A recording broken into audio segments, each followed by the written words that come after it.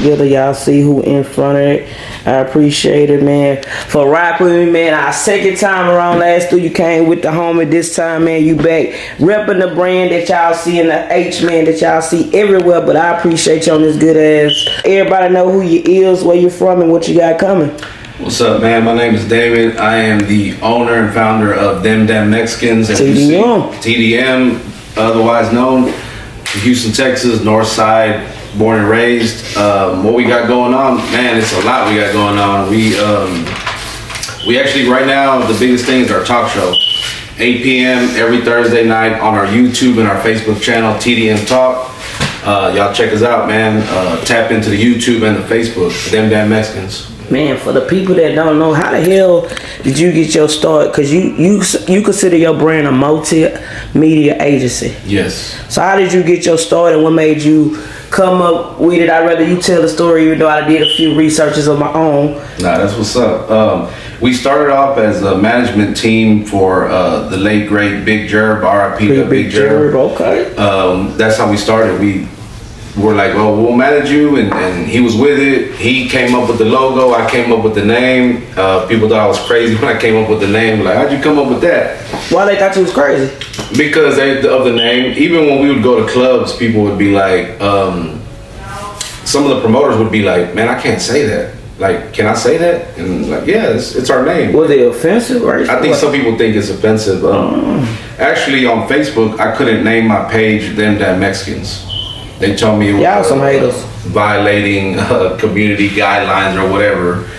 I had to call it TDM 713. But yeah, even the LLC, because I got the LLC for it, I couldn't use the word damn.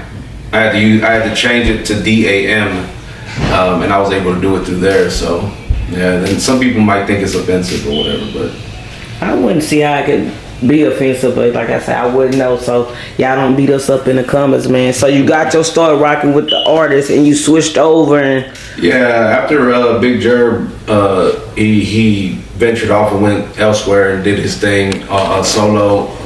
We formed a group. It was 3 guys. Rap group? Yeah, they were a rap group. Yeah, this was about 13 years ago, and we used to hit all the clubs, Choke Bar and Zona Latina and a bunch of other spots with promoters like Make It Rain, what was her name? Boss Lady, Apocalypse Entertainment.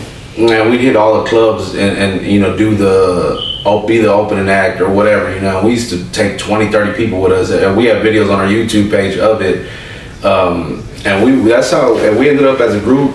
And then the group eventually, you know, with any group, it disbanded, broke up. And for years, I just let it just sit there. And it wasn't until 2 years ago that I had deleted the Facebook page. And I was about to delete the Instagram page. And I quit my job after 14 years. And I said, man, I'm going to invest in this. I'm going to do something with this. And you know what, man, let me just go all out. And I took some money from, you know, my retirement thing, and I invested into some shirts, as y'all see here. I think I did 12, and they sold like that. Florida, California, that logo. Arizona, that logo, that exact t-shirt. Sold that quick. And I knew I was onto something after that, and it just grew and grew, and it just dependent on other people to help the brand or want to create the brand. I was dependent on the artist, and when the artist left, I didn't have anything. I didn't have the merch at the time. So when I started it this time, it was like, you know what? I'm gonna invest in myself, put out merch, and now it's on me. And I invested in myself, and I put my own money up, and now it's like clockwork. Man, this shit is here, man. You, like I say, you to embrace the cultures. I know that ain't dropped yet, but talk about what it was like doing that, putting your brand behind that. Man, the first Embrace the Culture was at Hotbox Him Good. Shout out to Hotbox. And we had a pretty good turnout. We had, shout out my boy DJ 2 Deep. He came out. Shout out to Deep. Showed me love. Got on stage, busted a freestyle. Told the story of how we met when I worked at Soundwaves right there on Cross. Shout out Soundwaves, yeah, brother. You jogging my memory tonight, man. Shout out Soundwaves. People don't know, man. What's that other one? Music Depot? Music Depot. Man. Yeah, Big O, man. Shout out Big O. I don't know what he's up to now, but I remember him out there in Greenspoint Mall, and he was at Northline when he first started. But yeah, Embrace the Culture turned into a big event. Like, you know, we had vendors. I think we started with maybe 12 vendors at the first one. I think we had maybe 10 artists come out. And then the second one, it doubled in size. We had 20 plus vendors. We did it in Huffman, Texas, at my girl Martha's house. Shout out to Chef Gypsy Soul. Her food is amazing. And then the third one we had it this past year. We did it at the Splat. It's a paintball place off of Hempstead. Okay. And that was, we had 32 vendors, a gang of artists. It was, we just had our toy drive. Yeah, what makes you into that, being that a lot of agencies, a lot of artists don't even do that until it's Christmas or something like that, but you throw the events and stuff like that. What make you so big at doing that? Well, it all boils down to the embrace the culture statement. Like, it's embracing our culture. It's also, when you embrace your culture, you gotta embrace what comes with it and help out your people. Everybody always supports their own people, or tries to at least. It's like, why not us? Why not we do the same thing? Damn. So yeah, we definitely have always. And then I've coached baseball and softball for the last 15 years and still do so. So I've always been a community involved person. I feel like, what's the hardest part about working with rappers? Man, how much time do you have? Backstreets with Coliseum. On with the program and right. But for most part, most of them think they know it all, and you can never have that attitude. Even as long as I've been in the game, I don't ever claim to know it all. I'm still learning day by day. Day by day, because the shit's always changing. Yeah, it's always changing and evolving, and you got to evolve with it. And when you think you know it all, shit, it's a wrap. You stuck. Man, Backstreets with Coke, 'cause like I say, you work with a lot of artists over the years, and I know they could be headaches. Me just being in this shit 5 years versus your long time or whatever the case may be. Man, what's 2023 looking like for the whole brand? I know you got the talk, the radio show, man, and it's with Real Talk. It's TDM Talk. Okay, but you linked up. Who was that you linked up with? We were linked up with. We partnered with Real Talk. Real Talk Radio. Okay. So shout out to Malcolm and Lisa over there. Really good people. Mm-hmm. They allowed us to use their platform to do so. The whole black and brown thing, man. We trying to also bridge that gap. That's one of my. Did you catch wind of what Fat Joe and I think James Cruz said about hip hop and Latinos being partially responsible for it? Yeah. I get where they're coming from, because Latinos were around. Maybe they didn't make a significant impact, but they were around in the early days. So yeah, I can agree with that. Right, I can understand it, because like I say, in my early days, shit, we had sophomore Mexicans, so I'm like, shit, as far as Houston and where I'm from, I'm like, they was in between, but I'm not from the 80s and 70s, so I wouldn't know. So I grew up on like Cypress Hill and Lighter Shade of Brown. Man, shout out Cypress Hill. There was some, but being from Houston, our culture is different. So we didn't really normally gravitate to that music, even though that was like the only our representation. But when SPN dropped, it was like, oh shit, this is us. This is H-Town culture. So a lot of people don't understand that. He put on for the city, and I feel like he don't get enough. I guess what they like, how they do Screw Them and the Screwed Up Clique members. I feel like he don't get that recognition, like, for opening up some of the doors, not just for Mexicans, but for black. Like I say, shit. Do you got any artists that you got under the brand? Yeah, we actually do. Shout out to Houston's own MC. He had a really big year in 2022. He won the Urban Goods Cypher. He won $1,000. Killing it. He went up against him and Imani. Shout out to Imani, man. Imani Monroe. For real. They both went, head to head, and 80 Green and Highway Yellow and them. They picked Houston's own. They were like, he did the damn thing. So shout out to them, the judges, for really just keeping it a stack, and doing that. We have a new artist that, man, y'all gotta look out for, man. He goes by Amazing Ike. He's out of Trinity Garden. Man, shout out Amazing Ike. He a singer, huh? Yeah, he's a singer. Yep, and he can sing. He can not sing but sing. So y'all be on the lookout for him. You got a mixture, not just rappers. Celeste Monique. I gotta go check some of these people out. Yeah, check them out. I'll send you links to their. And are you happy that, I hate to say it like this, but you damn Mexicans, are you happy that Mexican rappers are finally getting a shine? We don't just got one or two, we got like 10 and shit now.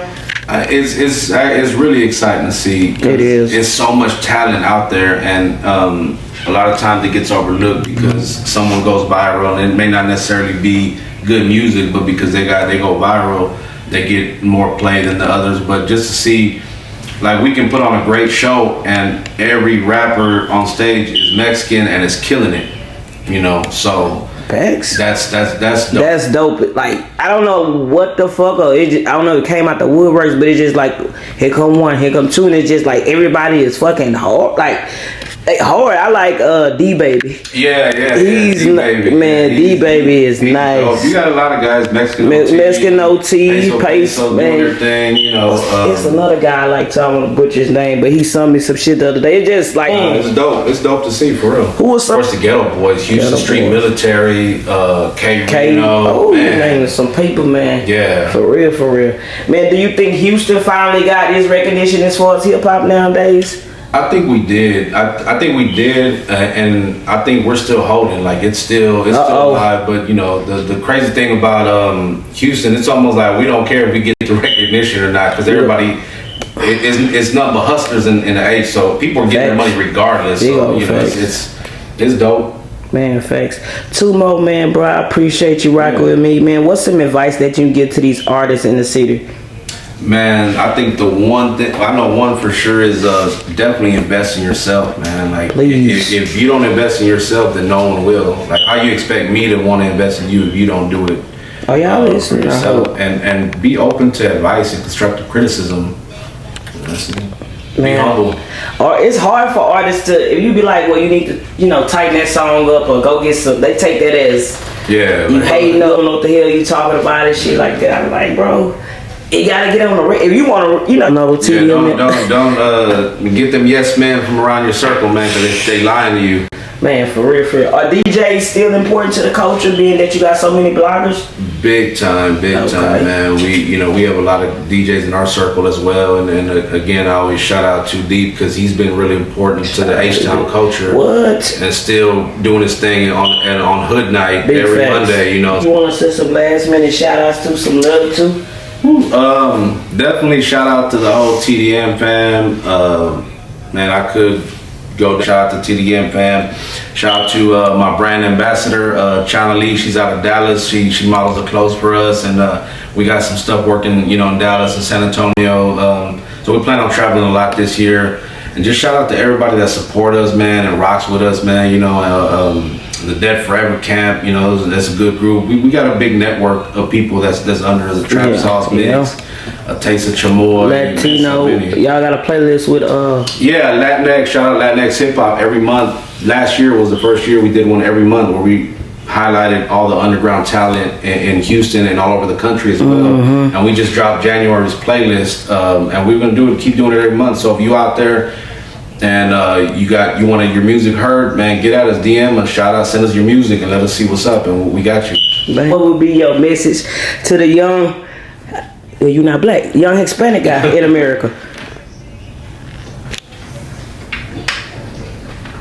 And don't be afraid to embrace your culture and represent who you are. Don't try to be somebody you're not.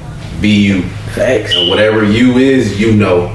Because if you feel uncomfortable being a certain way, then that's not you. You know, I know Pimp C said, man, if you're ashamed to do it, you shouldn't be doing it in the first place. So. There we go. Backstreets with Coach C. And you shared it on your story, and I had shared it earlier, man. Your thoughts on Inky Boys, the dad lost his life. Yeah. Unfortunately, man. Rest in peace. Yeah, rest in peace, man.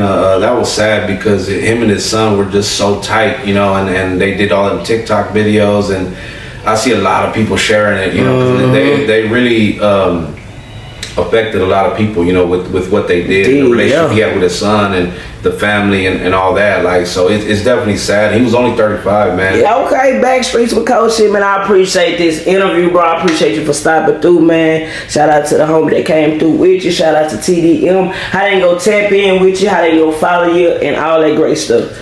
On all social media platforms, just Google Them Damn Mexicans. You can find us anywhere. Cop the merch. We got shirts. Y'all see the hoodie. I got caps.